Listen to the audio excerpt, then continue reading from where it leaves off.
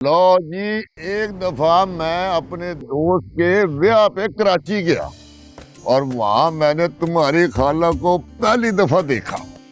लो जी, ये इतनी खूबसूरत थी कि मैं तो देखते ही बेहोश होने लगा। ना, ये थी से क्या मुराद है आपकी चौधरी साहब? नहीं नहीं, अरे आप तो अब भी क़यामत ढाती हैं। अच्छा खालू, फिर क्या हुआ? अब बस पुत्र जी, मैं तो वहीं कराची में रुक गया। रोज तैयार श्यार होकर इनके घर के बाहर खड़ा हो जाता था कि अब आए, पर निकलता हमेशा इनका अब्बा जान ही था। यानी तुम्हारे नाना। ये इश्क नहीं है साहब, बस इतना समझ लीजिए, एक आग का दरिया है और कूद के जाना है। हाँ पुत्र, वही आग का दरिया। पर एक बात है, अरे तुम्हारे नाना बड़े गुस्से वाले थे।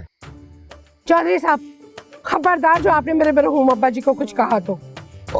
और नहीं, मैं तो उनकी तारीफ कर रहा हूँ। अच्छा खालू, फिर क्या हुआ? आपने नाना से बात की? ला, और मैंने अपनी हड्डियां तुड़वानी थी बात करके। उन्हें फंसाया जरूर मैं। अब्बा, लोग कुड़ी फंसाते, आपने उनके अब्बा को फंसाया? पुत्र जी, हमारे जमाने में कुड़ी के अब्बा को फंसाना पड़ता था, और क्योंकि उसने ही हाँ करनी होती थी।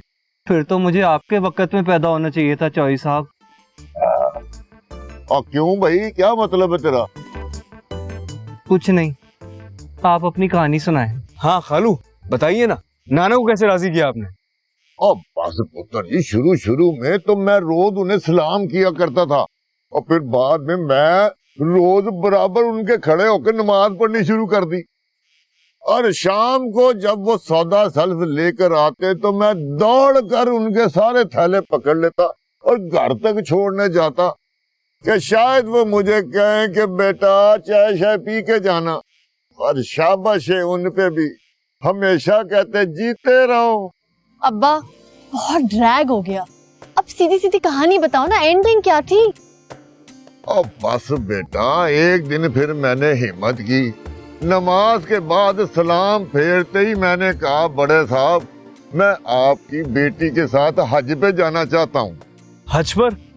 क्यों? बेटा, हज महरम के साथ किया जाता है, और ये मेरी बीवी बनती तो महरम होती ना। बस बड़े साहब ने घूर के मेरी तरफ देखा और कहा कि अपने माँ बाप को हमारे घर भेजो। बस इस तरह हमारी शादी हुई, और फिर जब तक तुम्हारे नाना जिंदा रहे यही पूछते रहे कि बेटा हज पे कब जाओगे। वैसे मुझे लगता है मुझे भी हज पे चले जाना चाहिए।